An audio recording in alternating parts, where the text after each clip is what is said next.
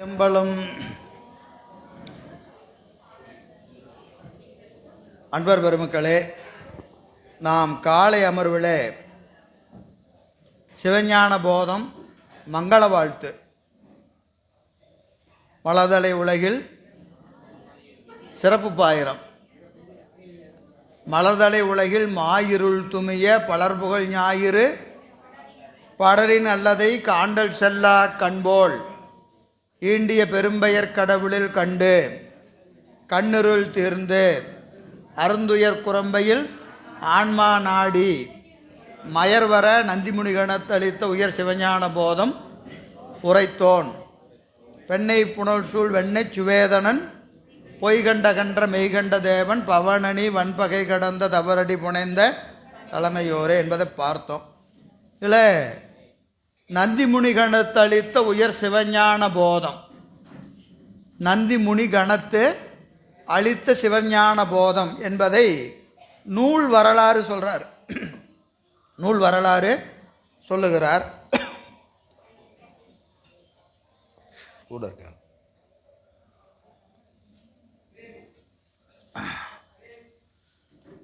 இது இந்த சிவஞான போதமாகிய நூல் நமக்கு எவ்வாறு வந்து சேர்ந்தது என்பதை காட்டுகிறார்கள். இறைவன் மகா சங்கார காலத்து உலகத்தை ஒடுக்கிய நிலை இருக்கு இல்லைங்களா, அதுக்கு என்ன பேர்? மகா சங்காரம். சங்காரம் மகா சங்காரம் என்ன வேறுபாடு? முற்றளிப்பு. முற்றளிப்பு 224 புவனத்தையும் ஒடுக்கிட்டா அது என்னது? முற்றளிப்பு, மகா சங்காரம். அப்படி மகா சங்காரம் செய்த காலத்தில் பிறகு என்ன செய்கிறான்? மீள உலகத்தை தோற்றுவிக்கிறான். அப்போது ஏகதேச சங்காரம், மகா சங்காரம் ரெண்டு இருக்குது. ஏகதேசம்னா ஒரு குறிப்பிட்ட பகுதியை மட்டும் ஒடுக்கிறது. அப்படி ஒடுக்காமல் மொத்த உலகத்தை 224 புவனங்களை ஒடுக்கிய பிறகு என்ன செய்கிறான்? மீள தோற்றுவிக்கிறான். அப்படி தோற்றுவிக்கிற பொழுது முதல்ல எதை தோற்றுவிக்கிறான்? நாதம், பிறகு விந்து, அதன் பிறகு சதாசிவம், மகேஸ்வரம், சுத்தவித்தை என்று தத்துவங்களை தோற்றுவிக்கிறான். எதிலிருந்து? மாயையிலிருந்து. சுத்தமாயிலிருந்து சுத்தமாயா புவனங்கள், சுத்தமாயா தத்துவங்களை தோற்றுவிக்கிறான். அப்படி முதல்ல நாதம் என்ப அந்த தத்துவத்திலிருந்து எழுத்துக்கள் தோன்றுகின்றன. எழுத்துக்கள் தோன்றுகின்றன, நாத வடிவம் தோன்றுகிறது. விந்திலிருந்து எழுத்துக்கள் தோன்றுகிறது. பிறகு எழுத்துக்களாலான சொற்கள் எதில் தோன்றுகிறது? சதாசிவ திருமேனி, சதாசிவ தத்துவத்திலே சொற்கள் தோன்றுகின்றன. அந்த சொற்களாலான வேதங்களையும் ஆகமங்களையும் இறைவன் சதாசிவ திருமேனியை இடமாக கொண்டு வேதங்களையும் ஆகமங்களையும் தோற்றுவிக்கிறான். வேதம் எத்தனை? 4. ஆகமங்கள் 28 ஆகமங்கள். அது விரித்தா எண்ணிலை, நிறைய ஆகமங்கள் சொல்லலாம். ஆனால் நம்ம நூல்கள் எத்தனை சொல்கிறாங்க? 4 வேதம், 28 ஆகமங்கள். இதில் சதாசிவ திருமேனியாக எழுந்தருளிய பெருமான் வேதங்களை யாருக்கு உபதேசம் செய்கிறார் அப்படின்னு கேட்டிங்கன்னா, பிரம்மதேவனுக்கு உபதேசம் செய்கிறார். வேதங்களை பிரம்மதேவனுக்கு உபதேசம் செய்துவிட்டு ஆகமங்களை யாருக்கு உபதேசம் பண்ணுறாருன்னு கேட்டிங்கன்னா, 28 பேருக்கு 28 ஆகமங்களை உபதேசம் பண்ணுறார். 28 பேருக்கு 28 ஆகமங்களை உபதேசம் பண்ணுகிறார். அது யாருன்னு கேட்டிங்கன்னா, பிரணவர் 10 பேர். பிரணவர் எத்தனை பேர்? 10 பேர். அப்புறம் உருத்திரர் 18 பேர். 10 பிரணவருக்கும் 18 உருத்திரருக்கும் ஆக 28 பேருக்கு 28 ஆகமங்களை உபதேசம் செய்கிறார். இதற்கு பிரதி சங்கை அப்படின்னு சொல்கிறாங்க. பிரதி சங்கை.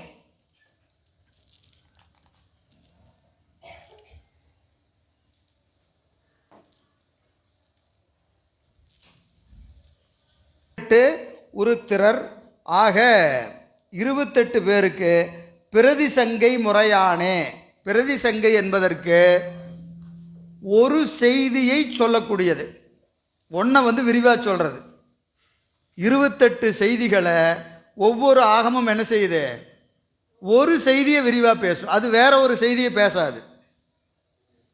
ஒன்று அதை விரிவாக சொல்லும், ரெண்டாவது வேற ஒரு செய்தியை விரிவாக சொல்லும். அப்போது இந்த 28 பேருக்கும் 28 வகையான ஆகமங்களை தனித்தனியாக யார் உபதேசம் பண்ணுறா? யாரு?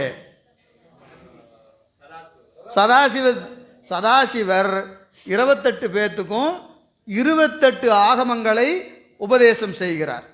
ஒவ்வொரு ஆகமும் என்ன செய்யும்?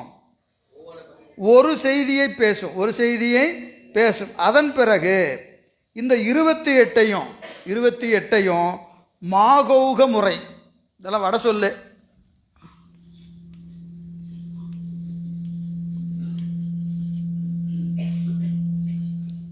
மாகௌக முறை அப்படின்னு சொல்றாங்க. மாகௌக முறை இது என்ன அப்படின்னு கேட்டீங்கன்னா, ஒரு செய்தி 28 ஆகமங்களில் எங்கெங்கெல்லாம் இருக்கும். இப்போ உதாரணத்துக்கு பதி பசு பாசம்னு வைத்துக்கொள்ளுங்க, உங்களுக்கு புரியறதுக்காக சொல்கிறேன்.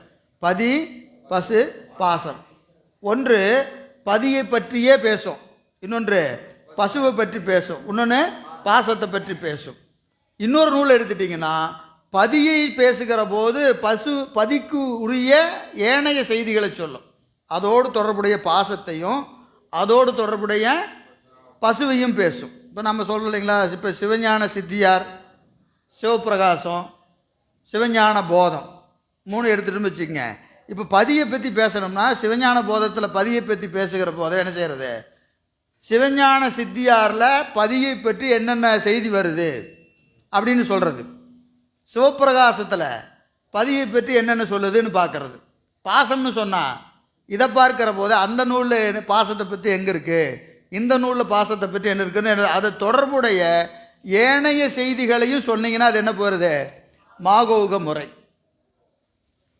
இந்த 28க்குள்ளேயும் ஒரு செய்தி 28லையும் எங்கெங்கே இருக்குது அப்படின்னு சொன்னால் அது என்ன முறை, மாகௌக முறை. இப்படி இந்த 28ஐயும் மாகௌக முறையில் யாருக்குன்னு கேட்டிங்கன்னா வித்தேசர் அட்ட வித்தேஸ்வரர் இருக்காங்க இல்லைங்களா, அட்ட வித்தேஸ்வரர்,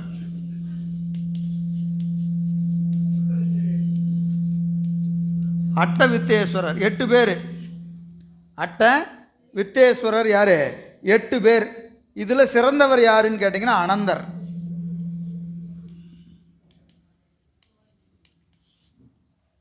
அட்ட வித்தேஸ்வரரில் சிறந்தவர் யாரு? அனந்தர். இவருக்கு அருள் செய்கிறார். அதாவது சதாசிவர்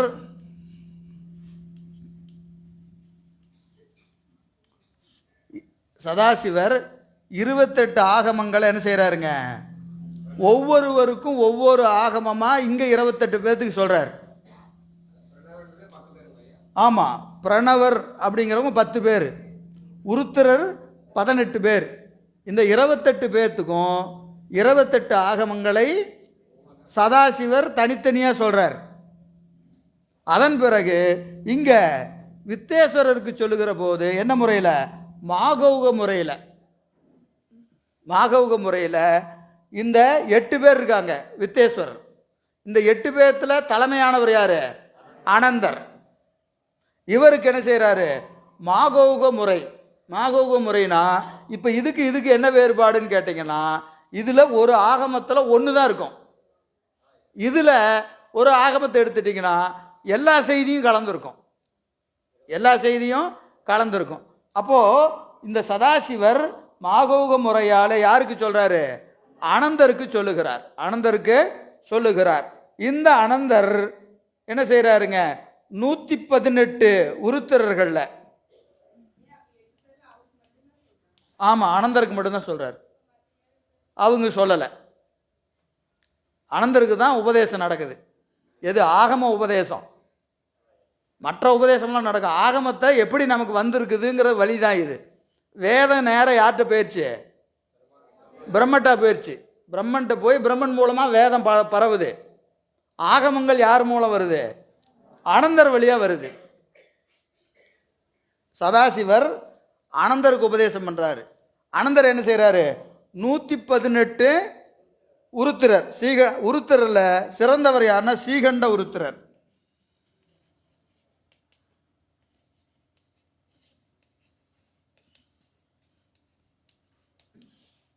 இந்த 118 உருத்திரரில் தலை சிறந்தவர் யாரு? சீகண்ட உருத்திரர். அவருக்கு ஆகம பொருளை உபதேசம் செய்கிறார். ஆகம பொருளை உபதேசம் செய்கிறார். அப்போ நமக்கு இதெல்லாம் நீங்கள் விட்டுறலாம். நமக்கு நேராக எங்கிருந்து வருது? பெருமான் பரசிவம் சதாசிவ வடிவத்தில் நின்று 28 ஆகமங்களை அனந்தருக்கு உபதேசம் செய்கிறார். அனந்தர் யாருக்கு? சீகண்ட உருத்திரருக்கு உபதேசம் செய்கிறார். சீகண்ட உருத்திரர் எல்லா உயிர்களுக்கும் இது போய் சேரணும்னு சொல்லி யாருக்கு செய்கிறாரு? நந்தியம்பெருமானுக்கு செய்கிறார்.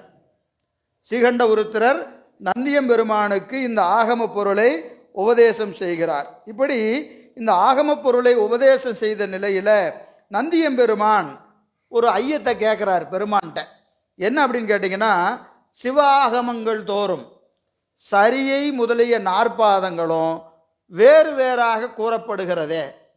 ஒரு ஆகமத்தில் ஒரு மாதிரி சொல்லியிருக்கிறாங்க, இன்னொரு ஆகமத்தில் வேறு மாதிரி சொல்லியிருக்கிறாங்க. அப்போது 28 ஆகமங்கள்லையும் ஒரே மாதிரி சொல்லலை. எதை? சரியை, கிரியை, யோகம், ஞானம் ஆகிய 4 பாதங்களும் 28 ஆகமங்களில் வேறு வேறாக சொல்லப்படுகிறதே. அதற்கு என்ன காரணம்? ஏன்னா எல்லாம் சொன்னது யாரு? பெருமான் தான் சொல்கிறான். பெருமான் சொல்லுகிற போது அதை பலவேறு வகையாக சொல்லுவதன் காரணம் என்ன அப்படின்னு நந்தியம்பெருமான் யார்கிட்ட கேட்குறாரு? சீகண்ட உருத்தர்கிட்ட கேட்குறார். அது கேட்டதுக்கு அவர் சொன்னாராம், நன்றாய் வினைவினைர். நல்ல கேள்வி கேட்டையா. எப்பவுமே ஆசிரியருக்கு நல்ல கேள்வி கேட்டால் மாணவனை பிடிக்கும். கேள்வியின் தரத்தை வச்சு எதை செய்யலாம்? அறிவின் தரத்தை அறியலாம். ஒரு கேள்வி வச்சுக்கிட்டு அவர் எப்படி பாடத்தை வாங்கியிருக்கிறாரு அப்படின்னு யார் தெரிஞ்சுக்குவாங்க? ஆசிரியர் தெரிஞ்சுக்குவார். நன்றாய் வினைவினீர். நந்தியம்பெருமானை பார்த்து கேட்குறார், நன்றாய் வினைவினீர். இது கற்பந்தோறும் படைப்பு வேறுபாடும் கேட்போர் கருத்தும் வேறுபட்டு நிகழ்வதால. கற்பம்னா என்னது? கற்பந்தோறும் ஊழிகள், ஒவ்வொரு ஊழியிலையும் உலகத்தை ஒடுக்கிறதும் தோற்றுவித்தும் நடந்துக்கிட்டே இருக்குது. ஒவ்வொரு ஊழியிலையும் பிறக்கிற ஆன்மாக்களின் பக்குவம் எப்படி இருக்கு? வேற வேறையா இருக்கு. சரிங்களா? கற்பந்தோறும் படைப்பும் எப்படி இருக்கு? வேற வேற மாதிரி இருக்கு. ஒவ்வொரு கற்பத்திலையும் ஒவ்வொரு மாதிரி பெருமான் படைக்கிறார். படைப்பு வேறுபாடும் அப்புறம் கேட்போருடைய கருத்து வேறுபாடும். கேட்போருக்கும் எல்லாம் ஒரே மாதிரியா இருக்கிறாங்க இல்லைங்களா? சிவஞான போதம் நடத்தணும்னா எல்லா இடத்துலையும் ஒரே மாதிரி நடத்த முடியுமா? நடத்த முடியாது. பார்த்தாவே தெரிஞ்சிடும், இங்கே இவ்வளவுதான் அங்கே அவ்வளோதான் அப்படின்னு தெரிஞ்சுன்னு என்ன ஆகிடும்? அதுக்கு தக்கவாக தான் என்ன செய்யணும்? நடத்தணும். அப்போ கேட்போருடைய வேறுபாடும் பற்றி இந்த சரியை முதலிய 3 பாதங்களில் ஆகமங்கள் வேறு வேறாக கூறப்பட்டன. சரியை, கிரியை, யோகம் ஆகிய 3ம் ஆகமங்களிலே வேறு வேறாக சொல்லப்பட்டதின் நோக்கம் கடைபிடிப்போருடைய பக்குவம். கடைபிடிப்போருடைய பக்குவம். இப்போ நம்ம இப்போ எல்லாரும் பூசை வாங்குகிறோம் இல்லைங்களா? சமயம் வாங்குகிறோம், விசேடம் வாங்குகிறோம். ஒவ்வொரு இடத்துலையும் தீக்கை பெறுகிற போது ஒவ்வொரு இடங்களிலும் கிரியைகள் என்ன ஆகுது? ஒரே மாதிரி இல்லை. இருக்கா? இல்லை. ஆதீனங்கள்லேயே இந்த ஆதீனத்தில் வாங்கினா ஒரு மாதிரி இருக்கும், இன்னொரு ஆதீனத்தில் வாங்கினா ஒரு மாதிரி இருக்கும். இங்கே அப்படி இருக்குது, இங்கே இப்படி இருக்குது. நமக்கு என்ன கன்ஃபியூஸ் ஆயிடுது? எதைங்க செய்கிறது, எதை செய்கிறது அப்படிங்கிறது நமக்கு வேறுபாடு வரும், இயல்பு இல்லைங்களா? ஏன்னா அதுவும் நல்ல பெரியவர் தான் சொல்கிறாரு, இதுவும் பெரியவர் தான் சொல்கிறாரு. இது யார் இவர் பெரிய ஆள் அவர் சின்ன ஆள் அப்படிலாம் சொல்ல முடியாது. ஆனால் என்ன இருக்குது? அவர் ஒரு ஆகமத்தின் வழி சொல்கிறாரு, இவர் ஒரு ஆகமத்தின் வழி சொல்லுகிறார். எது சரி அப்படின்னா ரெண்டு சரிதான். ஏன் இப்போ ரெண்டு தடவையே சொல்லணும், ஒரே மாதிரி ஏன் சொல்லக்கூடாது அப்படின்னா, அந்தந்த ஆன்மாக்களின் பக்குவத்திற்கு ஏற்பத்தான் குருநாதர் வாய்ப்பார். குருநாதர் எப்படி வாய்ப்பார்னா, நம்ம ஏற்கனவே பல முறை சொல்லி இருக்கிறோம். உங்களுக்கு ஞாபகம் இருக்கா ஒரு கதை? என்னது? ஆடும் யானையும். ஆடும் யானையும் இல்லையா? இது கரும்பு தோட்டத்தில் ஒரு புறம் ஒரு ஆடு என்ன செய்யுது, தன் குட்டிக்கு அந்த கரும்பை எப்படி சாப்பிடணும்னு சொல்லி தருது. அதே கரும்பு தோட்டத்தில் இன்னொரு பக்கம் யானை தன் குட்டிக்கு அந்த கரும்பை எப்படி சாப்பிடணும்னு சொல்லி தருது இல்லைங்களா? இப்போ ஆட்டுக்கு குட்டியா பிறந்தா எதை சாப்பிடுவோம்?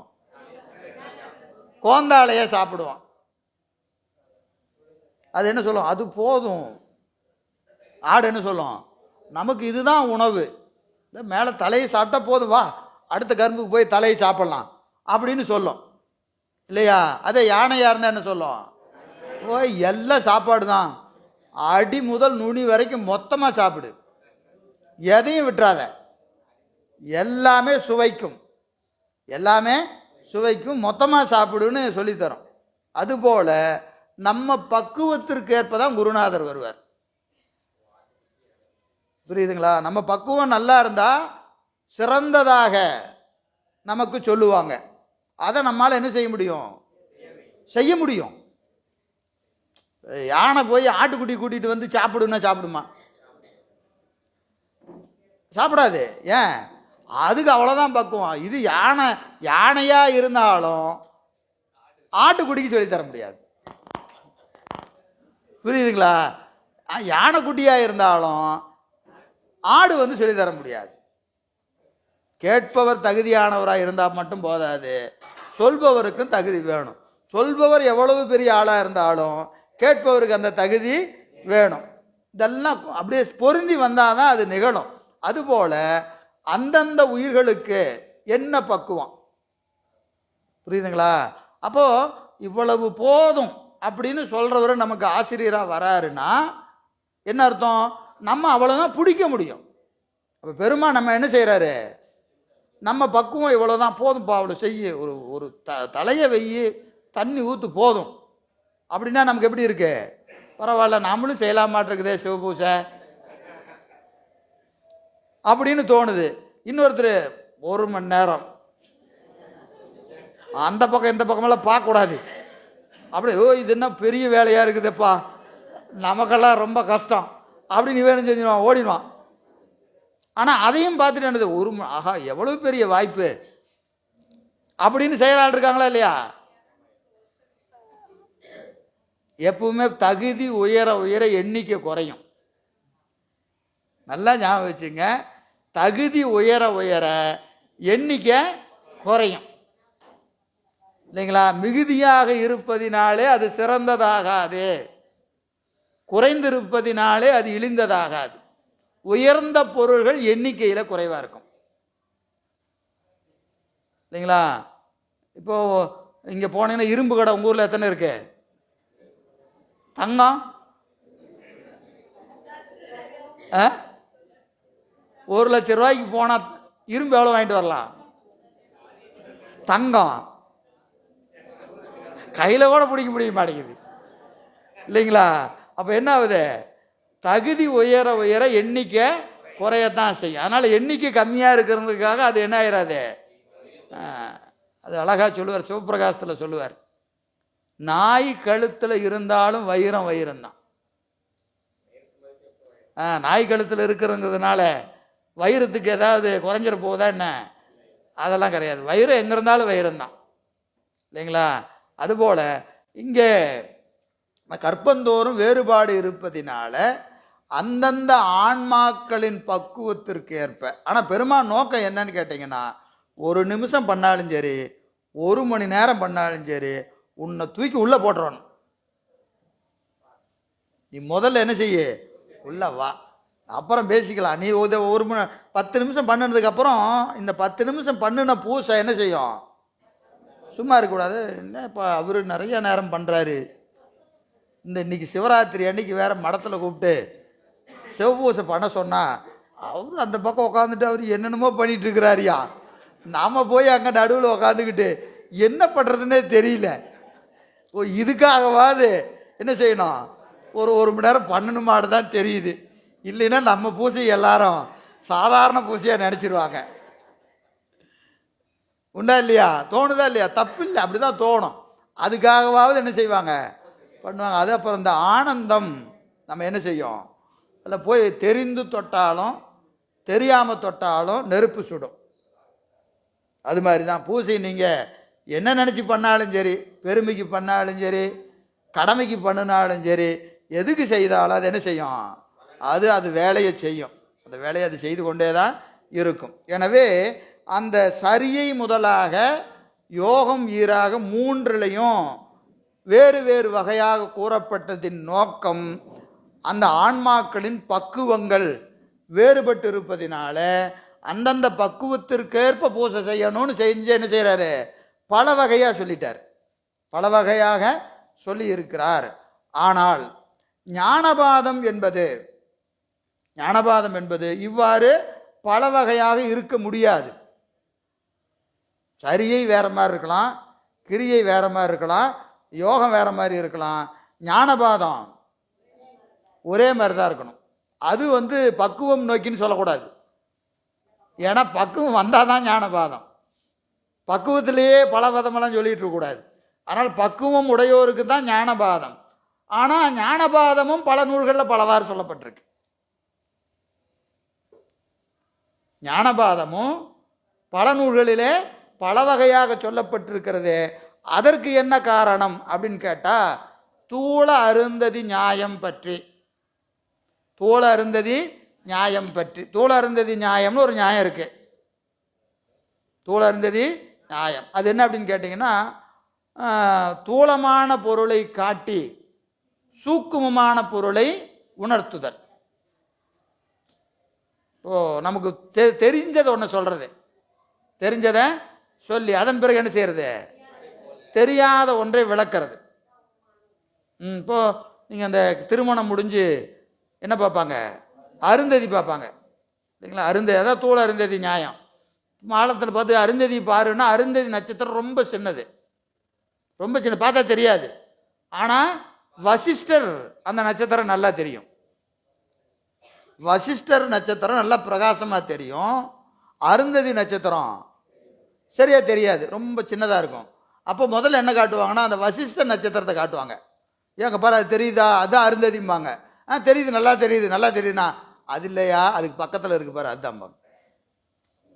அப்போது நல்லா தெரியறத காமிச்சு அதன் பிறகு என்னது, சூக்குமத்தை தூளத்தை காட்டி சூக்குமத்தை விளக்கிறது.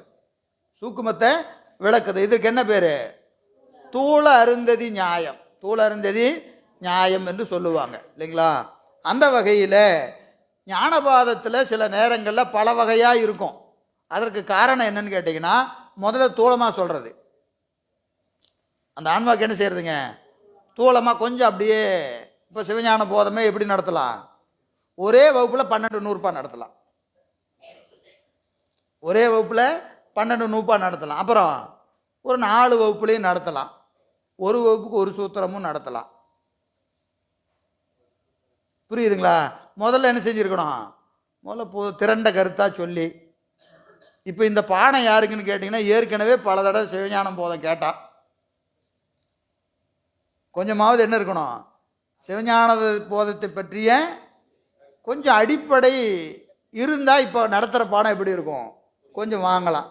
புதிய மாணவர்களுக்கு எப்படி இருக்கும், கொஞ்சம் கஷ்டமாக தான் இருக்கும். இப்போ நம்ம என்ன செய்ய வேண்டியதாக இருக்குது, 2 பேர்த்தையும் பேலன்ஸ் பண்ண வேண்டியதாக இருக்குது.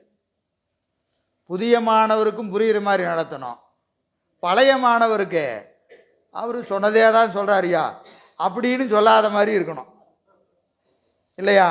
அப்போ கொஞ்சம் 2க்கு நடுவில் போக வேண்டியதாக இருக்குது. சரி, தூள அருந்ததி நியாயம் என்பது தூளமாக உள்ள பொருளை காட்டி சூக்கமாக இருக்கிற பொருளை விளக்குதல். அப்போது ஞானபாதத்தில் சில நேரங்களில் ஒரு பொருளை சொல்லுவாங்க, ஆனால் அது இன்னொரு நூல் எப்படி இருக்கும், வேற மாதிரி இருக்கும். ஆனால் வேறையான்னு கேட்டால் வேற இல்லை, வேற இல்லை. அதுக்கு ஒரு உதாரணம் சொன்னால் உங்களுக்கு தெரியும். இப்போ முத்தியில ஆணவ மலம் அடங்கும் நீங்கும்.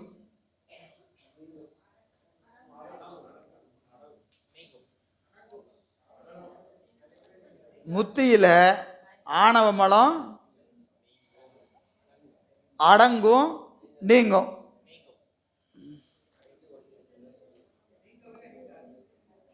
அடங்கும் என்று சிவப்பிரகாசம் சொல்லுது.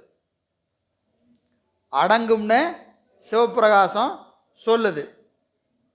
நீங்கும்னு சித்தியார் சொல்லுது.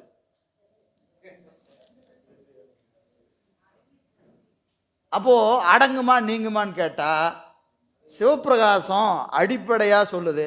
அதனால அப்போ உனக்கு நீங்கும்னு சொன்னா ரொம்ப உனக்கு விளக்கணும். அதனால என்ன செய்ய, அடங்கும்னு வச்சுக்கோ. சரியா? அப்படின்னு வச்சுக்கோ. அப்போ சிவப்பிரகாசம் படிக்கும் போத நமக்கு ஆணவ மலம் எப்படி இருக்குன்னு நினச்சிக்கணும், அடங்கும். ஆனால் நூலை நீங்கள் ஆராய்ச்சி பண்ணி அறிவு மேம்பட மேம்பட அது நீங்கும் என்று சித்தியாரில் சொல்கிறார். அப்போ எதனால் சித்தியார் எப்படி இருக்கு, கொஞ்சம் நுட்பமாக விளக்குறார். சித்தியார் படிக்க வந்துட்டாவே உனக்கு தர்க்க அறிவு வேணும், தர்க்கறிவு வேணும். சைவ சித்தாந்தத்தை நல்லா துறைபோக கற்றிருந்தா சித்தியார் விளங்கும். இப்போ அந்த அளவுக்கு வந்துட்ட, உனக்கு இப்போ என்ன செய்யலாம், நுட்பமானவற்றை விளக்கலாம். இப்போ போய் சிவப்பிரகாசத்துலேயே என்ன செய்யக்கூடாது, விளக்கிட்டு இருந்தால் ரொம்ப கஷ்டப்படுவான் மாணவன். அவனுக்கு இப்போ அடிப்படையே 36ன்னு சொன்னாவே சில பேருக்கு அப்பா ஆரம்பிச்சுட்டாரியா அப்படின்னு சொல்கிறாள் இருக்காங்களா இல்லையா? இப்பவும் இருக்க தான் செய்கிறாங்க. 36 எப்போ கேட்டாலும் 36ங்கிறாரியா, இது வேற நிற்கவே மாட்டேங்குது மனசில். நமக்கும் அது எதையாவது எப்படியாவது படிச்சிடணும்னு பார்க்குறோம், அது நிற்கவே மாட்டேங்குது அப்படின்னு சொல்கிறாள் இருக்காங்களா இல்லையா? இப்போ அவங்ககிட்ட போய் நம்ம ஆணவ மலம் நீங்கும்னு சொல்லி அதை போட்டு 1 மணி நேரம் விளக்கணும்னு என்ன ஆகும், கஷ்டப்படுவாங்க. புரியுதுங்களா? அப்போது போதும், அந்த அளவுக்கு வச்சுங்க. இப்போ அடங்கும்னு வச்சுக்க, ஒன்றும் தப்பு இல்லை அப்படின்னு வச்சு பின்னாடி சிவஞான சித்தியார் வருகிற போது அது இன்னும் கொஞ்சம் நல்லா விழுந்து நீங்கும்னு சொல்லி அதுக்கு காரண காரியமெல்லாம் சொல்லலாம். அப்போ ரெண்டும் ஒன்றா வேற ஒன்று தான். புரியுதுங்களா? அது தூள அருந்ததி முறைமை பற்றி அங்கே அவ்வளோதான், மாணவன் அவ்வளோதான் இருக்கான், ரைட் அது போதும்பா நீ இதை இப்படியே வச்சுக்கோன்னு சொல்கிறது. அப்போ இங்கே மாற்றி சொல்லிட்டாருலாம் சொல்லக்கூடாது. புரியுதுங்களா? அப்போ கொஞ்சம் இன்னும் கொஞ்சம் வரட்டும், சில கேள்விகள் இருங்க, அது அப்புறம் பார்த்துக்கலாம், இப்போ சொன்னால் புரியாது. சொல்கிறோமா இல்லையா? இப்போ சொன்னால் புரியாது, அப்புறம் பார்த்துக்கலான்னு என்ன அர்த்தம், அது இப்போ சொன்னால் ரொம்ப விரிச்சிட்டு போகும். அதுபோல் எனவே ஞானபாதத்தில் மாறுபட்டது போல தோன்றினாலும் உண்மையில் அது என்ன கிடையாது, மாறுபட்டு இருக்காது. அப்போது அந்த மாணவனுடைய பக்குவம் நோக்கி சில இடங்களில் உண்டும்பாங்க, சில இடத்துல இல்லைம்பாங்க. அப்போ எது சிறந்ததுன்னா அதில் எந்த நூல் உயர்ந்ததோ அதுதான் என்னது சிறந்தது. அதுக்கு இன்னொரு உதாரணம் சொல்லலாம். இப்போ ஹைகோர்ட்டில் ஒரு ஜட்ஜ்மெண்ட் வருது, சுப்ரீம் கோர்ட்டில் ஒரு ஜட்ஜ்மெண்ட் வருது, எது சிறந்தது? அவ்வளோதான் இல்லையா? அப்போது அந்த ஜட்ஜ்மெண்ட் எங்கே வருதுன்னு பார்க்கணும். இந்த நூல் சொல்லுது உண்டுன்னு, அந்த நூல் சொல்லுது இல்லைன்னு. எதை எடுத்துக்கிறது சார்? இது யாருக்குரிய நூல், இது யாருக்குரிய நூல்? இது முதல்நிலை மாணவனுக்கு, அது நல்ல முதிர்ந்த மாணவனுக்கு. அப்போ அதுதான் ஜட்ஜ்மெண்ட்டு.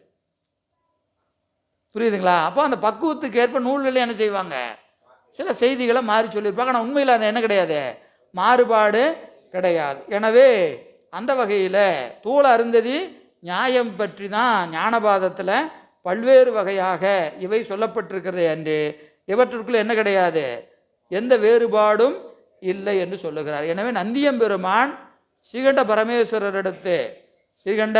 பரமேஸ்வரிடத்து ஞான உபதேசம் பெற்ற நிலையில் அவர் என்ன செய்கிறாரு, சனத்குமாரர் யாருக்கு உபதேசம் பண்றாரு? சனத்குமாரர் சத்திய ஞான தரிசினி. சரிங்களா? சனத்குமாரர் யாருக்கு பண்றாரு? சத்திய ஞான தரிசினிக்கு. சத்திய ஞான தரிசினிகள் பரஞ்சோதியாருக்கு உபதேசம் பண்றார். இப்போ மேலேருந்து எங்கிருந்து வருது பாருங்க, பரசிவம் சதாசிவமூர்த்திக்கு அருள் செய்து சதாசிவமூர்த்தி அனந்தருக்கு அருள் செய்து, அனந்தர் ஸ்ரீகண்ட பரமேஸ்வரருக்கு அருள் செய்து, ஸ்ரீகண்ட பரமேஸ்வரர் நந்தியம்பெருமானுக்கு அருள் செய்து, நந்தியம்பெருமான் சனத்குமாரருக்கு உபதேசம் செஞ்சு, சனத்குமாரர் சத்தியஞான தரிசனிகளுக்கும், சத்தியஞான தரிசனிகள் பரஞ்சோதி முனிவருக்கும் அருள் செய்ய, இவையெல்லாம் அகச்சந்தானம் என்று சொல்லப்படும். கைலாயத்தில் இந்த உபதேசம் நடக்குது. இந்த உபதேசம் மூலம் எங்கே நடக்குது? கைலாயத்தில் நடக்கிறது. அப்போ இந்த பரஞ்சோதி முனிவர்கள் நமக்கு இங்கே அகத்திய முனிவரை தரிசிக்கும் பொருட்டு வானவீதியில் வருகிறார். அப்படியே மேலே வராரு. வருகிற போது அவர் வந்த அந்த விமானம் தடைபட்டு நிற்கிறது. எங்கே நிற்குது? திருவெண்ணைநல்லூருக்கு மேலே வருகிற போது அந்த விமானம் தடைபட்டு நிற்கிறது. எம்பிரான் மெய்கண்ட தேவநாயனார் 3 வயது வீதியில் விளையாண்டுட்டு இருக்கிறார். 3 வயதில் விளையாண்டு கொண்டு இருக்கிறார். அப்பொழுது அவர் பக்குவம் நோக்கி மேலிருந்து கீழே இறங்கி வந்து அவருக்கு இந்த ஆகம பொருளை உபதேசம் செய்கிறார். இல்லைங்களா? 2 வயதில் உபதேசம் செய்கிறார். அவர் யாருக்கு? மெய்கண்ட தேவனார் யாருக்கு பண்ணார்? அருள்நந்தி சிவத்திற்கு. அருள்நந்தி சிவம் மறைஞான சம்பந்தருக்கும், மறைஞான சம்பந்தர் உமாபதி சிவத்திற்கும், அதிலிருந்து பரம்பரை அப்படியே இன்று வரைக்கும் வருகிறது. இல்லைங்களா? இதுதான் நூல் வந்த மரபு. நூல் வந்த மரபு. எனவே நந்தி முனிகணத்து அளித்த உயர் சிவஞான போதம் உரைத்தோன். சிவஞான போதம் உரைத்தோன். இந்த சிவஞான போதம் வடமொழி சிவஞான போதத்தை மொழிபெயர்த்தார் என்பது மாதவ சிவஞான முனிவருடைய கருத்து. மாதவ சிவஞான முனிவர் இந்த நூல் வடமொழியினுடைய மொழிபெயர்ப்பு என்று எழுதுகிறார்.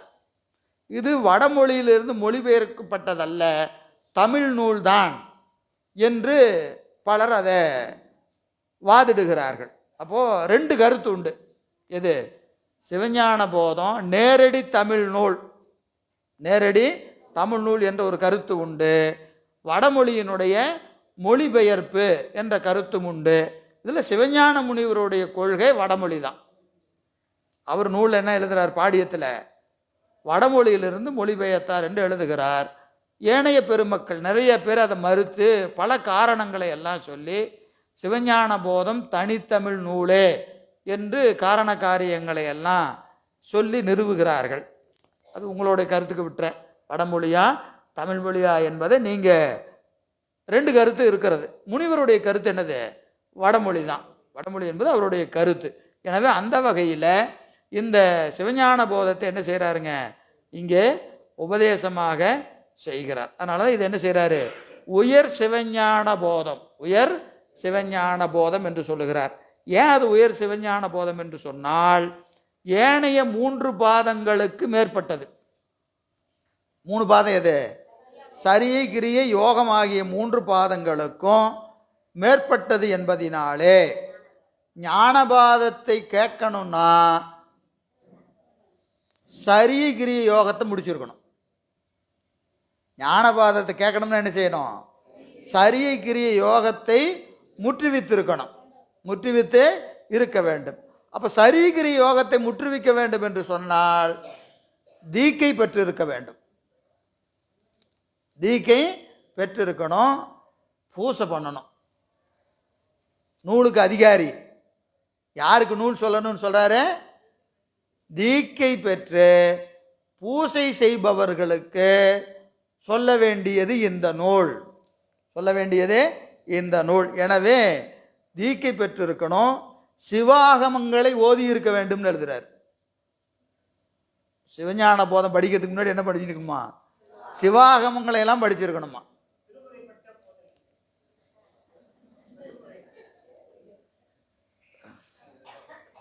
நான் முனிவர் சொல்றத சொல்றேன். ஆகமங்கள் என்பது நமக்கு முதல்ல வடமொழியில் மட்டும்தான் ஆகமம் என்பது கருத்து இல்லை. புரியுதுங்களா? ஆகமம் என்பது பதிபசுபாசம் தெரித்தல், பதிபசுபாசம் தெரித்தல், பதிபசுபாசத்தின் இயல்புகளை சொல்லக்கூடிய நூல்கள் ஆகமம் என்று சொல்லப்படும். சரிங்களா? அது வடமொழியில் மட்டும்தான் இருக்குதா அப்படின்னு கேட்டால் என்னுடைய தனிப்பட்ட கருத்து, சரிங்களா, வடமொழியில் இருப்பது ஆகமமா? ஆம், அவை ஆகமங்கள் தான். ஆனால் வடமொழி மட்டும்தான் ஆகமமா அப்படின்னு கேட்டால் இல்லை. இதில் ஒரு கேள்வி கேட்டு பார்ப்போம். எப்பவுமே நம்ம ஒரு கேள்வி கேட்டால் தான் விடை கிடைக்கும் இல்லைங்களா? இப்போ இந்த நூல்களை சொல்லுகிற போது நமக்கு இது எடுத்துக்குங்க, உண்மை விளக்கம். உண்மை விளக்கம்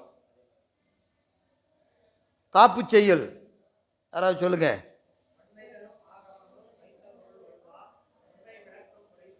அவ்வளோதான், நிறுத்திடுங்க.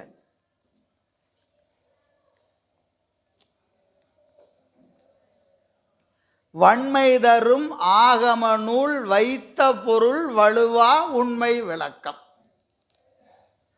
என்ன சொல்றாரு? சிறப்பு வளமை பொருந்திய சிவ ஆகமங்களின் பொருள்களை வலுவாமல் உரை செய்கின்ற உண்மை விளக்கம். வன்மை தரும் ஆகம நூல் வைத்த பொருள் வலுவா உண்மை விளக்கம் உரை செய்ய. இப்போ உண்மை விளக்கம் என்பது ஆகம பொருளை கூறுவது. ஆகம பொருளை கூறுவது. இப்போ உண்மை விளக்கம் ஆகமமா இல்லையா? ஆகமத்தில் இருக்கிற பொருளை வலுவாமல் உரை செய்கிறது. வலுவாமல் உரை செய்கிறது. அப்போ இது ஆகமமா இல்லையா? சரி, அப்போ அதையே சொல்ல வேண்டியது தானே. ஏன் உண்மை விளக்கம் செய்யணும்? அது நமக்கு புரியாது. புரியறதுக்காக தமிழில் சொல்லியிருக்கிறார். சரியா? சரியா? அப்போ தமிழிலே இந்த ஆகமங்களை அனைவரும் படிக்க வேண்டும் என்பது ஞானிகளுடைய நோக்கம். சரியா இல்லையா? அப்போ தமிழ் ஆகமமா இல்லையா? இது அதிலிருந்து வந்துச்சு, இது தனியாக வந்துச்சு, அதெல்லாம் விட்டுருங்க, அந்த ஆராய்ச்சி வேண்டாம். சரியா? இப்போ இது ஆகம பொருளை சொல்லுகிறது, பதியின் இயல்பை சொல்லுகிறது, பாசத்தின் இயல்பை சொல்லுகிறது, பசுவினுடைய இயல்பை சொல்லுகிறது, ஞானபாதத்தை விளக்குகிறது, ஆகம பொருளை கூறுகிறது. இது சொல்லப்பட்டதின் நோக்கம் தமிழ் தெரிந்த அத்தனை பேரும் ஆகமத்தை படிக்கணும். அதுக்கு தானே வந்துச்சு நூல். வேற எதுக்காக வந்துச்சா? ஆகம பொருளை யாரெல்லாம் படிக்கணும்? தமிழ் தெரிந்தவர்கள், தமிழ் மட்டுமே தெரிந்தவர்கள் ஆகமத்தை அறிய வேண்டும் என்கின்ற கருணை உள்ளத்தோடு ஞானிகளால் கொடுக்கப்பட்டது இந்த நூல்கள். சரி, இப்போ இதை படிச்சாச்சு. ஆகமம் தெரியுமா தெரியாதா? கொடுத்த நோக்கம் தானே. சரிங்களா? அப்போ இது ஆகமமா இல்லையான்னு கேட்டா என்ன சொல்றது? ஆகமந்தான். அந்த வடமொழி ஆகமம் நமக்கு தெரியல, அது நமக்கு அந்த மொழி தெரியாது. சரிங்களா? ஆனால் அதுக்காக நம்ம குறைச்சி சொல்லலை. அது உயர்ந்தது தான், அது உயர்ந்தது தான். ஆனால் அதை தாண்டி வேற ஒன்றுமே இல்லை என்ற இடத்துக்கு நம்ம வரக்கூடாது. அப்போ இது கொடுக்கப்பட்டது நோக்கம் என்ன? இப்போ இதை சும்மா கொடுத்துட்டாங்களா? தெரியணும்னு தானே கொடுத்துருக்குறாங்க. இப்போ வடமொழியில் இருந்த சிவஞான போதத்தை மெய்கண்டார் தமிழிலே மொழிபெயர்ப்பதனுடைய பயன் என்ன? அதை படித்தா என்ன விளையுமோ அதை இவர்களும் பெற வேண்டும், நம்மானோரும் பெற வேண்டும் என்கின்ற கருணையோடு தானே கொடுத்துருக்கிறாரு.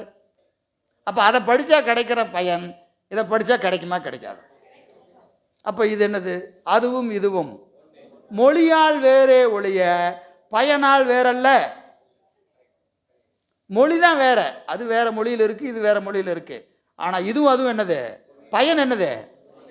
ஒன்று தான். அப்போ இது நீங்கள் வடமொழி மொழிபெயர்ப்புன்னு வச்சுக்கோங்க, தமிழ்லேயே வந்து எப்படி வேணாலும் வச்சுக்கோங்க, உங்களுக்கு எது சரியோ அப்படி வச்சுக்கோங்க. ஆனால் பயன் என்னது?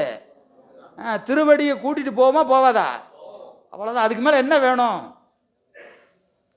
நம்ம படிக்கிற பயன் என்னது? திருவடிக்கு போகணும், அவ்வளோதான். அது கிடைச்சா போதாதா? அவ்வளோதான். எனவே இந்த 3 பாதங்களையும் மேம்பட்டது என்பதினாலே உயர் சிவஞான போதம் என்றார். அப்போ 3 பாதங்களை மேற்பட்டது என்பதினால சரிகிரி யோகத்தை உற்றுவித்திருக்கணும், தீக்கை பெற்றிருக்கணும், ஆகமங்களை ஓதி இருக்க வேண்டும், இப்போ ஆகமங்களை ஓதி இருக்கணும்னு சொல்கிற இடத்துல தான் இப்போ இத்தனை கேள்வி வந்துச்சு இல்லையா? இப்போ ஆகமங்களை ஓதி இருக்கணும்னா நம்ம இந்த இடத்துக்கு எப்படி பொருள் செஞ்சுக்கலாம்? திருமுறையும் சாத்திரங்களையும் அறிவு கொண்டு படிச்சிருக்கணும். அறிவு கொண்டு படிச்சிருந்தா தான் அனுபூதி வரும். முதல்ல சொன்னமா இல்லையா? என்னது? ஆன்மா நாடி கண்ணுருள் தீர்ந்தே, அதுதான் இது. சரிங்களா? முதல்ல அறிவு கொண்டு படிக்கணும், ஆராய்ச்சி வேணும். அதன் பிறகு என்ன விளையும்? மலம் நீங்கும். நீங்கிய நிலையில் அது அனுபூதியாக வாய்க்கும். எனவே அது ஓதிய நிலையில் ஆகமங்களை கேட்டு அதன் பிறகு அந்த நூலின் வழி ஒழுகிங்கிறார்.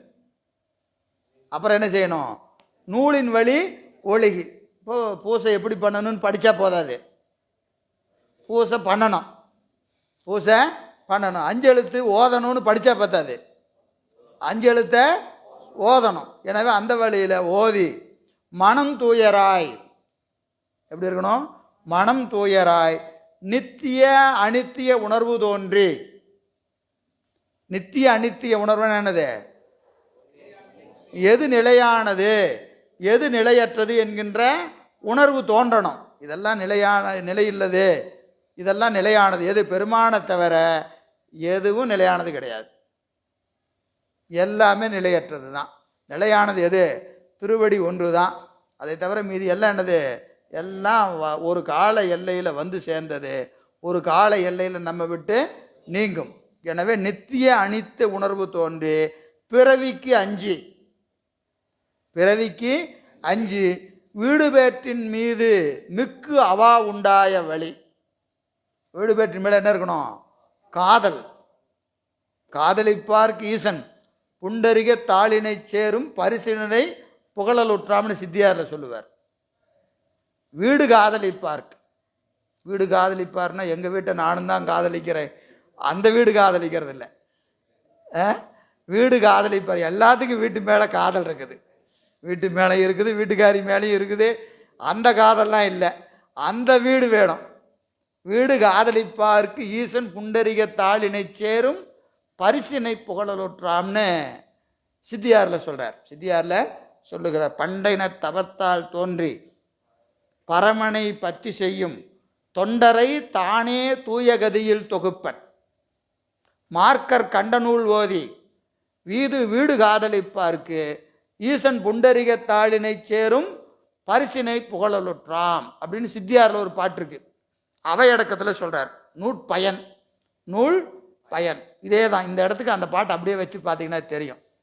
பண்டை நத்தவத்தால் தோன்றி பரமனை பத்தி செய்யும் தொண்டர். முன்னை பல பிறப்புகளிலேயே என்ன செஞ்சிட்டாங்க? நிறைய பக்தி செஞ்சாச்சு. யார் போல? ஞானசம்பந்தர் போல. ஏடுடைய மலரான் முனை நான் பணிந்து ஏத்த, அன்று ஏத்த இன்று அருள் செய்த. சரிங்களா? ஏடுடைய மலரான் முனை நான் பணிந்து ஏத்த அருள் செய்த பீடுடைய பிரமாபரம். இவர்களுக்கு சாமு சித்தர் அப்படின்னு சொல்றார். சாமு சித்தர் பிறவியிலேயே நல்ல தவமுடையவங்க. அவங்களுக்கு என்ன வேண்டாம்? நூல் வேண்டாம். சிவஞான போதம், சிவப்பிரகாசம், திருவாசகம் இதெல்லாம் தேவையில்லை. ஏன்? ஏற்கனவே எல்லாம் முடிச்சாச்சு. அப்படியே நெட்டை கூடி பெருமான்கிட்ட போகிறது மட்டும்தான் பாக்கி. அவங்களுக்கு என்ன வேண்டாம்? நூல் வேண்டாம். சாமு சித்தருக்கு நூல் வேண்டாம். வைநகிகர் அப்படின்னு ஒருத்தர் சொல்றார். வைநகிகர் யாரு? சொன்னாலும் விளங்காது, அவனுக்கு நூல் வேண்டாயான்றார். சாமு சித்தருக்கு நூல் வேண்டாம், வைநகிகருக்கு நூல் வேண்டாம். அப்போ யாருக்கு இந்த நூல் சொல்லியிருக்கிறேன்? சித்தியார் நூல் யாருக்கு சொல்லியிருக்கிறேன் அப்படின்னா என்னதுங்க? இங்கே வீடு காதலிப்பார்க்கு. வீடு காதலிப்பார்க்கு ஈசன் புண்டரிகத்தாளினை சேரும் பரிசனை புகழலுற்றான். வீடு பேர் அடையணும், வழி தெரியல. திருவடிக்கு போகணும்னு ஆசை இருக்கு, எப்படி போகிறதுன்னு தெரியல. அவர்களுக்கு நான் இந்த நூலை சொல்லுகிறேன் அப்படின்னு சொல்கிறார். யார்? அருள்நந்தி சிவா. கண்டிப்பாக உண்டுங்கய்யா, கண்டிப்பாக உண்டு, 100க்கு 100 உண்டு, சத்தியமாக உண்டு. இல்லை, என்னைக்கு நம்ம திருநீர் பூசி சாத்திரம் சொல்லி தெரிஞ்சோ தெரியாமலே அஞ்செழுத்து சொல்கிறோமோ இல்லையோ, நமக்கு கண்டிப்பாக வீடு பேர் உண்டு. இது இந்த பிறவியா அடுத்த பிறவியாங்கிறது கேள்வி. ஆனால் கண்டிப்பாக என்ன உண்டு? வீடு பேர் சத்தியமாக உண்டு. அதில் இந்த பிறவியிலேயே அடையணுங்கிறது நோக்கமாக இருக்கணும். சித்தாந்தத்தே சிவன் தன் திருக்கடைக்கண் சேர்த்தி சனனம் ஒன்றிலே சீவன் முத்தராக வைத்திடும். சித்தாந்த நெறிக்கு வந்துட்டா ஒரே பிறவியில் வீடு பேர் போயிடலான்றார். ஆமா, சித்தாந்தத்தே சிவன் தன் திருக்கடைக்கண் சேர்த்தி சனனம் ஒன்றிலே சீவன் முத்தராக வைத்து ஆண்டு மலம் கழுவி ஞானவாரி மடுத்து ஆனந்தம் பொழிந்து அரும்பிறப்பை அறுத்திடவும். இத்தனை சொல்றமே ஐயா, வந்துரு, ஒன்றும் பண்ணாத, வந்து உள்ள பூந்துரு, கூட்டத்தோட போய் உள்ள பூந்துரு. அது என்ன செய்யும்? அப்படியே அடிச்சு கொண்டு போயிறியா, எப்படியாவது கொண்டு போயிரு உன்னை. நீ என்ன செய்யாத, அதெல்லாம் கேட்டுட்டு இப்படி வெளியே நிற்கிறையே. பித்தாந்த பெரும் பிதற்று பிதற்றி பாவ பெருங்குழியில் வீழ்வர். இதை தெரியாம இந்த அடியார் கூட்டத்துக்கு சேராம கிடக்கிறையா அப்படின்னு என்ன சொல்றாருங்க? பாவ பெருங்குழியில் வீழ்வர். இது என்ன பிராந்திங்கிறார்? மயக்கம். எவ்வளோ மயக்கத்தில் கிடக்கிறான். ஒரே பிறவியில முத்தின்னு சொல்றேன், அது வரமாட்டேன்னு வெளியே நிற்கிறையா அப்படின்னு கேட்குறாரு. எதில்? சித்தியாரில் தான் கேட்குறாரு, சித்தியாரில் தான் கேட்குறார். எனவே வீடு பேற்றின் மீது மிக்கு அவா உண்டாயவளே அவர்களுக்கு இந்த நூலை உணர்த்துக. ஞான போதம் கேட்கறதுக்கு அதிகாரி யாருன்னு பாருங்க, தெரிந்த. ஆமாம், வீடு பேரு காதலிப்பவர்களுக்கு தான் இந்த நூல். இப்போ நமக்கு புத்தி பூர்வமாவோ அபுத்தி பூர்வமாவோ ஏதோ ஒரு வகையில் பெருமான் என்ன செய்கிறாரு? நம்மை செவிமடுக்குமாறு வைத்திருக்கிறாரா இல்லையா? அதுக்கு என்ன வேணும்? ஏதோ ஒரு தவம் இருக்கு, ஏதோ ஒரு தவம் இருக்கிறது. எனவே இதில் சில தடை விடையெல்லாம் கேட்குறார். என்ன தடை விடை அப்படின்னு கேட்டிங்கன்னா, இந்த போன பிறவியிலேயே சரியகிரி யோகத்தையெல்லாம் முடித்தவங்க இந்த பிறவியில் ஞானத்துக்கு வந்துடுவாங்க. அதனால் இந்த பிறவியில் என்ன வேண்டாம்? சரியகிரியெல்லாம் தேவையில்லை, சரியகிரியெல்லாம் ஒன்றும் வேண்டாம். ஏன்? அதான் முன்னை பிறவின் தொடர்ச்சின்னு சொல்லிட்டீங்க. அதனால் போன பிறவிலே எல்லாம் முடிச்சாச்சு. நேராக ஸ்ட்ரைட்டாகவே என்னது? ஞானம்தான். ஞானத்துக்கு போய்ட்டு என்ன வேண்டாம்? சரியும் வேண்டாம், கிரியும் வேண்டாம். எல்லாம் பூசை கீசையெல்லாம் எதுக்குங்க? அப்படியே நான் நெட்டை கூடி இருக்கிறேன் அப்படின்னு சொல்கிறவங்க இருக்கிறாங்களா இல்லையா? ஞானமே போதும், என்ன வேண்டாம்? சரி கிரியங்கள்லாம் வேண்டாம் என்று சொல்வது சரியான்னு ஒரு கேள்வி கேட்குறாரு. அப்படி சொல்கிறாங்களே, அப்படின்னா அற்றன்று அதெல்லாம் கிடையாதுப்பா, அப்படிலாம் இல்லை. ஏன்னா சிவஞான போதத்தில் என்ன செய்கிறாரு? ஆலயம்தானும் அரணன தொழுமேங்கிறார். ஆலயம்தானும் அரணன தொழுமே என்று சொல்லுகிறார். அப்புறம் மண் முதல் நாளம் வித்தை மலர் எண்ணி ஈச சதாசிவம்னு அகப்பூசையை பேசுகிறார். ஒன்றுல ஆலயம்தானும் அரணன தொழுமேங்கிறாரு. இன்னொரு பாட்டில் என்ன செய்கிறாரு? அகப்பூசையை பேசுகிறார். மண் முதல் நாளம் வித்தை மலர் எண்ணி ஈசர் சதாசிவம்னு அகப்பூசையை பேசுகிறார். அப்புறம் இன்னொரு பூசையில் யோகத்தை சொல்கிறார். குண்டலியில் அனலை ஓம்பி, குண்டலியில் அனலை ஓம்பி. 3 உதாரணம் சொல்கிறார். ஆலயம்தானும் அரணன தொழுமேன சரியை, திருக்கோயில் வழிபாடு. கிரியை என்னது? அகப்பூசை.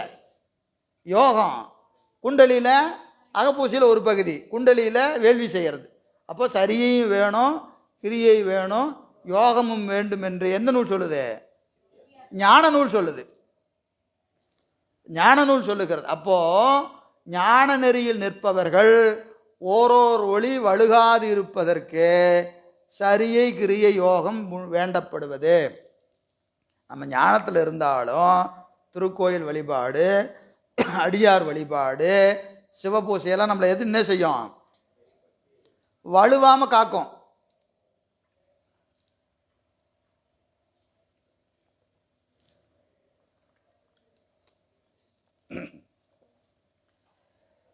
எனவே ஞானநெறி நிற்போர் மயங்காமை பொருட்டு இச்சரியகிரி யோகங்கள் வேண்டும் என்று சொல்லுகிறார்.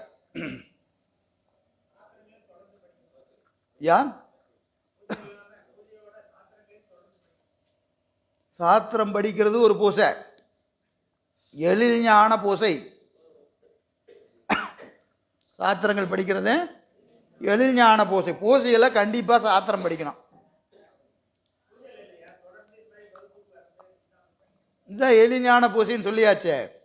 ஞான நூல் தனை ஓதல், ஓதுவித்தல், நட்பொருளை கேட்பித்தல், தான் கேட்டல், ஈனமிழா பொருளதனை சிந்தித்தல், இவை ஐந்தும்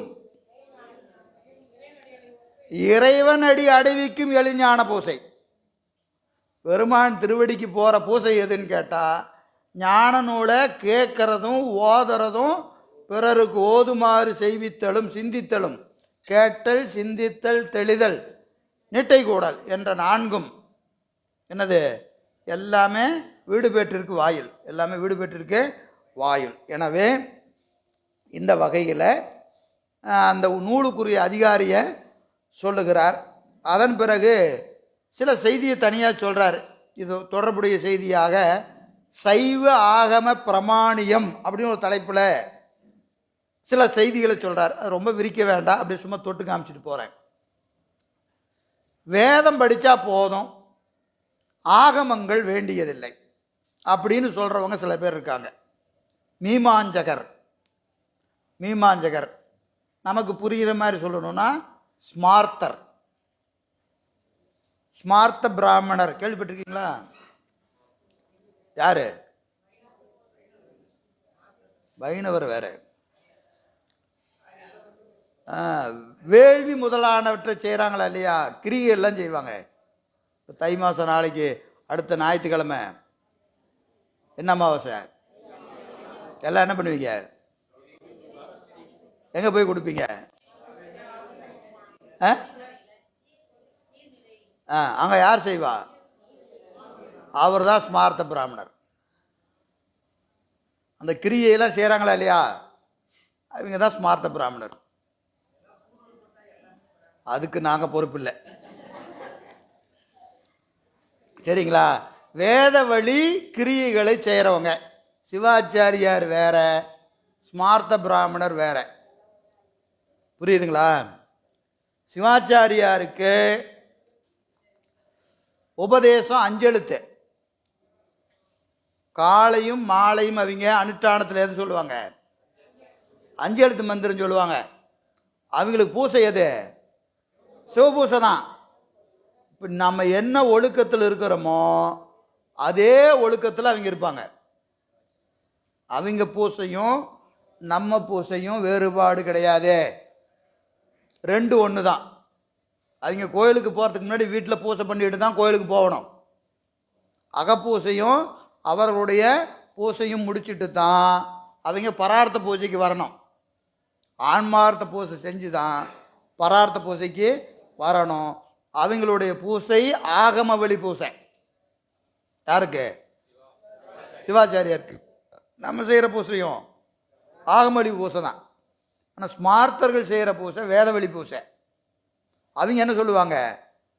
காயத்ரி மந்திரம் சொல்லுவாங்க. அவங்க அனுஷ்டானத்தில் காயத்ரி மந்திரம் சொல்லுவாங்க. நம்ம சிவாச்சாரியால் என்ன சொல்லணும்? அஞ்செழுத்து சொல்லணும். நிறைய வேறுபாடு இருக்குது. எல்லாம் நம்ம எல்லாம் திருநீர் பூசிட்டு எல்லாம் ஒரே ஆள் தான் அப்படின்னு ஒரு வேறுபாடு தெரியாமல் இருக்கிறோம். அவர்களுக்கு வேதம் பிரமாணம், ஸ்மார்த்தர்களுக்கு வேதம் பிரமாணம், சைவர்களுக்கு ஆகமம் பிரமாணம். ஆகமம் பிரமாணம். அவர்கள் ஆகமத்தை ஏற்றுக்கொள்வதில்லை. யாரு? ஸ்மார்த்தர்கள். அவர்களை மீமாஞ்சகர் என்று சொல்லுவோம். நம்ம 24 சமயங்களில் அவர்கள் என்ன சொல்லுவோம்? மீமாஞ்சகர். மீமாஞ்சகர் தான் இப்போ வழக்கத்தில் ஸ்மார்த்தர்ன்னு இருக்கு. சரிங்களா? அவர்கள் வேதத்தை ஏற்றுக்கொள்வார்கள், ஆகமத்தை ஏற்றுக்கொள்ள மாட்டார்கள். அப்போ ஆகமங்கள் பிரமாணம் ஆகா என்பது அவர்களுடைய கருத்து, மீமாஞ்சகருடைய கருத்து. ஆனால் அதை மறுத்து ஆகமங்கள் நம்முடைய பிரமாண நூல்கள் என்று நிறுவுறார். நிறைய மேற்கோள் காட்டுறாரு. எதில்? பாடியத்தில். வேதமும் பிரமாணம், ஆகமும் பிரமாணம்.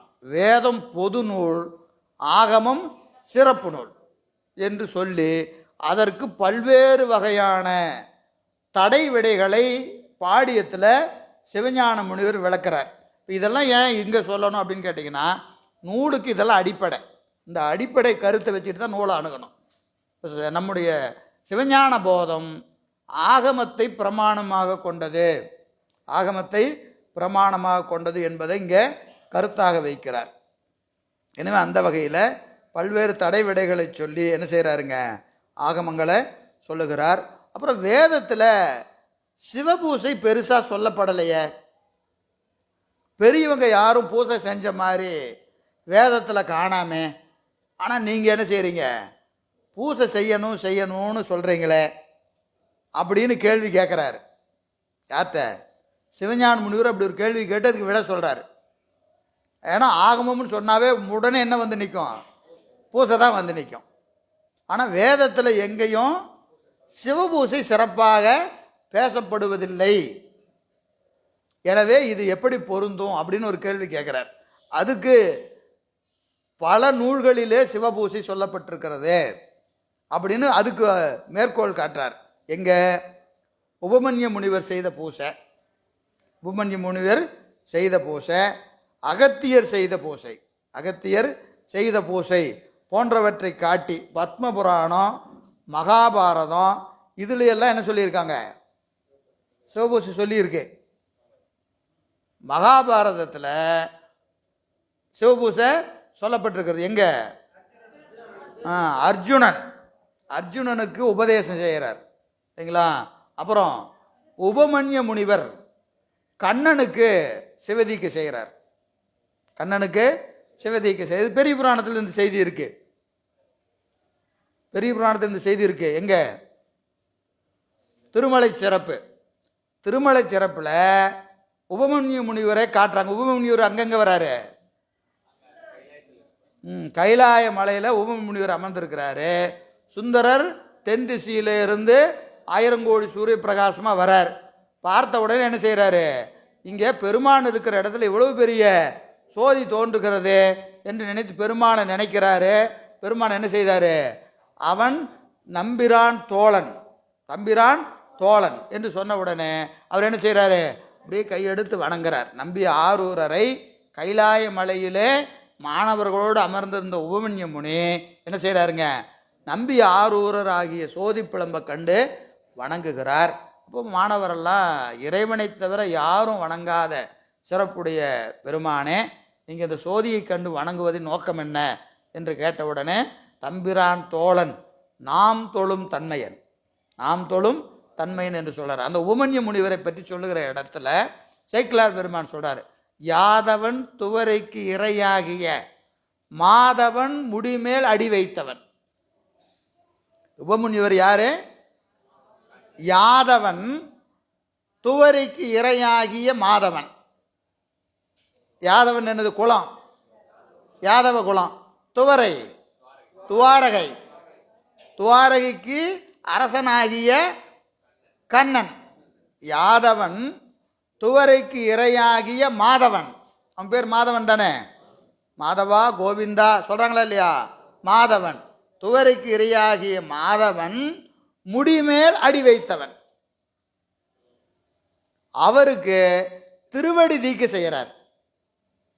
உபமன்ய முனி கண்ணனுக்கு என்ன செய்கிறாரு, திருவடி தீக்கு செய்கிறார். அது ஒரு வரலாறு, பின்னாடி ஒரு ஃப்ளாஷ்பேக் இருக்குது. என்னது, கண்ணன் தினந்தோறும் சிவபூஜை பண்ணுறாரு. எப்படி பண்ணுறாரு? அது இதில் இருக்குது. தினந்தோறும் பூஜை பண்ணுறாரு அந்த யமுனை நதிக்கரை ஓரத்தில். இங்கே உபமன்ய முனிவர் ஆசிரமும் அது பக்கத்துலேயே இருக்குது. யார்? கண்ணனுடைய அரண்மனையும் உபமன்யுவருடைய ஆசிரமும் பக்கத்து பக்கத்தில் இருக்குது. இவருடைய தொண்டர்களும் அவருடைய தொண்டர்களும் என்ன செய்வாங்க? தினம் ஒரே நந்தவனத்தில் பூ பறிக்கிறாங்க. தினந்தோறும் பூ பறிக்கிறாங்க. இவங்க 2 பேரும் பார்த்துக்குவாங்க.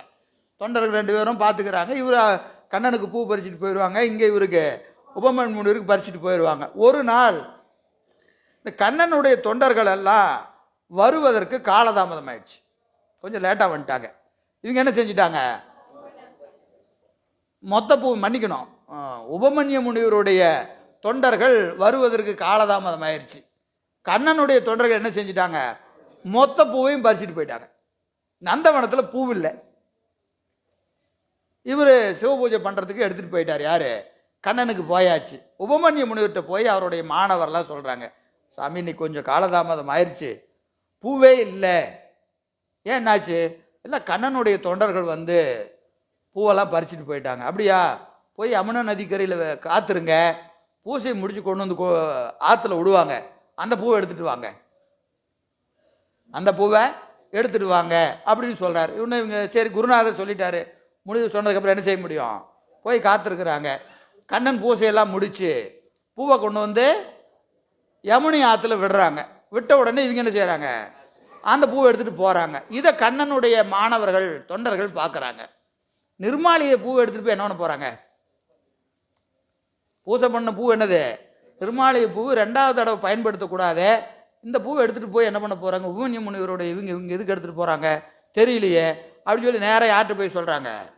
கண்ணன்ட்ட போய், சாமி நீங்கள் பூசை பண்ண பூ கொண்டு ஆற்றுல போட்டோம், உபமன்யுவருடைய மாணவர்கள் எல்லாம் பூவை எடுத்துகிட்டு போகிறாங்க, என்னன்னு தெரியல அப்படின்னு சொன்ன உடனே கண்ணன் என்ன நினைக்கிறாரு? ஏதோ ஒரு காரணம் இருக்கும். உபமன்ய முனிவர் செய்கிறாருன்னா அதுக்கு ஏதோ ஒரு காரணம் இருக்கும், என்னன்னு தெரியலையே, நாமளே நேராக போயிடுவோம் அப்படின்னு என்ன செய்கிறாரு? அங்கேருந்து நேராக உபமன்ய முனிவருடைய ஆசிரமத்துக்கு வரார். வந்து அவரை வணங்கி, பெருமானே ஒரு சின்ன ஐயம், சொல்லுப்பா என்ன ஐயம்?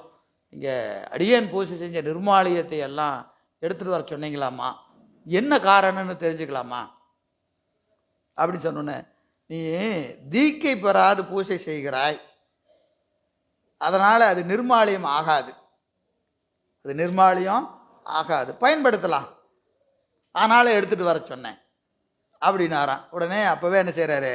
அப்படியே திருவடியில் விழுந்து, பெருமானே அடியேனுக்கு நீங்கள் தீக்கை வழங்க வேண்டும் என்று சொன்ன உடனே கண்ணனுக்கு தன் திருவடியை தூக்கி தலைமையில வைத்து தீக்கை செய்து உபதேசம் செய்தார் உபமன்ய முனி என்று எங்கே இருக்கிறது?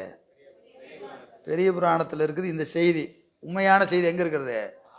மகாபாரதத்தில் இருக்கு. மகாபாரதத்தில் இந்த செய்தி இருக்கிறது. எனவே சிவபூசை வேதத்தில் பேசப்பட்டிருக்கிறது, உபநிதங்களில் பேசப்பட்டிருக்கிறது. எனவே சிவபூசை கட்டாயம் செய்யணும், கட்டாயம் செய்யணும். எனவே இது மிகச் சிறந்ததாக சொல்லப்படுது. அதே போல் அகத்தியர் என்ன செஞ்சிருக்கிறாரு? ராமனுக்கு உபதேசம் செஞ்சிருக்கிறார். அகத்தியர் ராமனுக்கு உபதேசம் செய்ததாகவும் அவர் சிவபூசை செய்ததாகவும் எங்கே இருக்கு? ராமாயணத்தில் இருக்கா இல்லையா? ராமேஸ்வரம் அதானே ராமன் பூசித்தார். அது எப்படி செய்கிறாரு? அகத்தியர்கிட்ட தீக்கை வாங்கி பூசை பண்ணுறாரு. அகத்தியர்கிட்ட தீக்கை வாங்கி பூசை செய்கிறார். எனவே தீக்கை பெறுவதும் பூசை செய்வதும் 5 எழுத்து ஓதுவதும் இந்த நூலுக்குரிய தகுதி, நூலுக்குரிய தகுதி என்று ஆசிரியர் இங்கே காட்டுகிறார். எந்த அளவில் இந்த செய்தியை நிறைவு செஞ்சுக்கலாம். அடுத்தது மங்கள வாழ்த்து ஆரம்பிச்சோன்னா லேட் ஆயிரும்.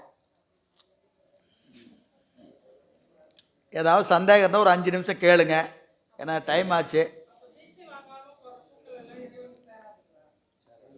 நூல் அப்படிதாம்மா சொல்லுது.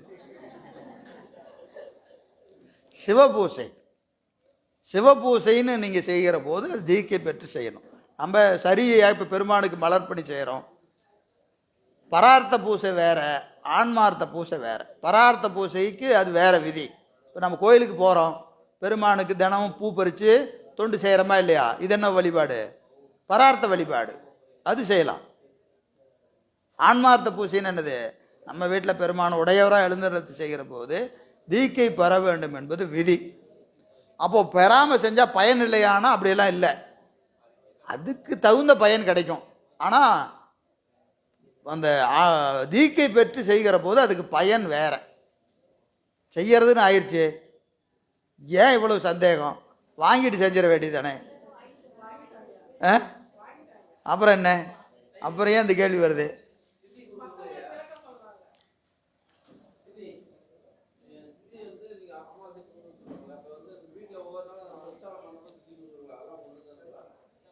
அதேதான் அதேதான் இது இதேதான் அது. வேண்டியதில்லை, செஞ்சா தப்பு இல்லை, உங்க விருப்பம்தான். உங்களுக்கு கொடுக்கணும்னு தேவை தாராளமாக கொடுங்க. கொடுக்குறவங்களை போய் ஏன் கொடுக்குறீங்கன்னு கேட்கக்கூடாது. எப்பவுமே ஒரு விஷயம் நல்லா வச்சுக்கங்க. அடிப்படையா ஒன்று செய்கிறாருன்னா அது நீங்கள் செய்யறது தப்புன்னு யாரையும் சொல்லக்கூடாது. இதான் சொல்ல தூள அருந்ததி முறைமை. உங்கள் அறிவில் பெருமான் செய்யுன்னு சொன்னால் செய்யுங்க, வேண்டியது இல்லைன்னா விட்டுருங்க. அப்போது உங்களுக்கு சரின்னு செய்கிறது இன்னொருத்தருக்கு தப்பாக தெரியும், அவருக்கு தப்பாக தெரியறது உங்களுக்கு சரியாக தெரியும். உங்கள் அறிவில் இதுவே எனக்கு போதும்னு நினச்சா போதும், இல்லை எனக்கு அது செஞ்சாதான் நிறைவாக இருக்குது, தாராளமாக செய்யலாம். தண்ணி ஊற்றுனா போதுங்க சிவபூசை, அதுவும் சரிதான். இல்லைங்க நான் 5 திரவியம் வச்சு பூசை பண்ணாதான் எனக்கு நிறைவாக இருக்குது, அதுவும் சரிதான். 5 திரவியம் ஊற்றுனாதான் எனக்கு நிம்மதினா நீங்கள் 5 ஊற்றுங்க. தண்ணி ஊற்றுனாவே போதும்னா தண்ணி ஊற்றுங்க. அப்போ உங்களுக்கு எதை பெருமான் அளக்கிறாரோ அதுதான் உங்களுக்கு. நீங்கள் இன்னொருத்தருக்கு அளவுகோல் ஆக மாட்டீங்க, அவர் உங்களுக்கு அளவுகோல் ஆக மாட்டார்.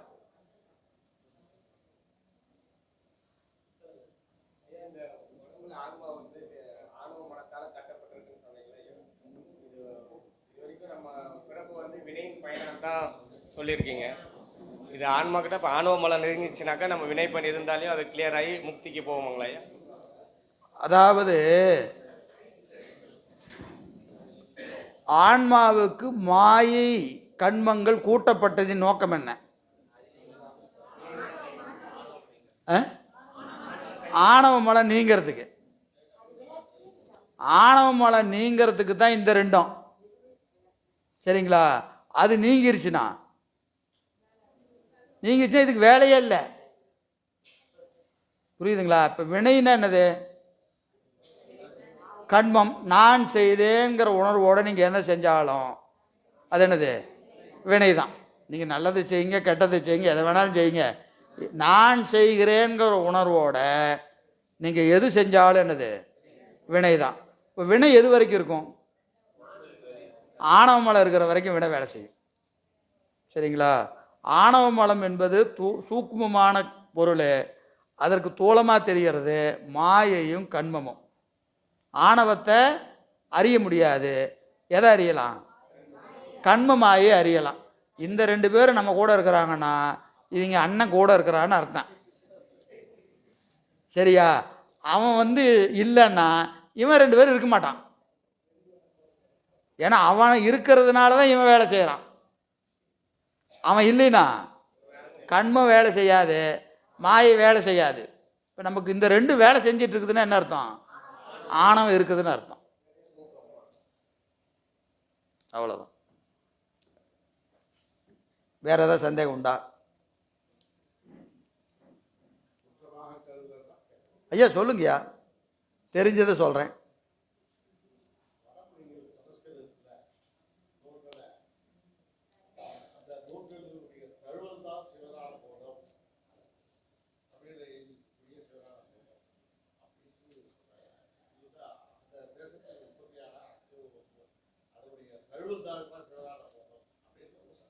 ஐயா இது சிவஞான முனிவர் வடமொழியிலிருந்து மொழிபெயர்க்கப்பட்டதுன்னு எழுதியிருக்கிறார். இது சிவஞான முனிவருடைய கருத்து. என்னுடைய தனிப்பட்ட கருத்து கேட்டிங்கன்னா தமிழ் நூல் என்பது என்னுடைய கருத்து. நான் இங்கே உட்காந்துட்டு அதை வலியுறுத்த முடியாது. நூலில் முனிவர் உரையத்தான் நான் சொல்லணும். முனிவருடைய கருத்து வடமொழி.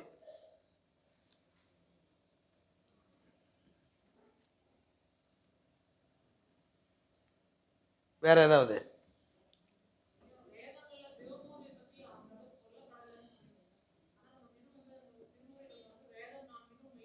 இல்லை இல்லை, வடமொழி வேதம் தான். இங்கே கேள்வி கேட்கறது வடமொழி வேதத்தை தான் பேச்சு, தமிழ் பற்றி இங்கே பேச்சு இல்லை. இங்கே கேள்வியெல்லாம் வடமொழி வேதத்தில். ஆமாம் ஆமாம், நம்ம தமிழ் வேதம்னா அது அதில் நிறையா நமக்கு சொல்லியிருக்கு, அதை பற்றி பேச்சே இல்லை. வடமொழியில் ஏன்னா இந்த மீமாஞ்சகர்லாம் அங்கே தான் வருவாங்க, இங்கே மீமாஞ்சகர்கள்லாம் வேலை இல்லை. தேவாரத்துலேயும் திருவாசகத்துலேயும் மீமாஞ்சகருக்கு வேலை கிடையாது. எல்லாம் அவங்க வடமொழியில் இருக்கிறவங்க தான் அதெல்லாம் சொல்லுவாங்க. அவங்கள மறுக்கிறதுக்கு தான் சொல்கிற இடம் எல்லாமே வடமொழி வேதம் தான். தமிழ் வேதத்தில் திருமுறையில் பூசையும் அஞ்செழுத்துன்னு தான் சொல்லியிருக்கு, வேறு எதுவுமே சொல்லலை. இது ஞானபாத நூல். இது இங்கே சரிகிரியா யோகத்தை விட ஞானபாதம் தான் அதிகமாக சொல்லியிருக்கிறாங்க. அதை பற்றி இங்கே பேச்சில்லை.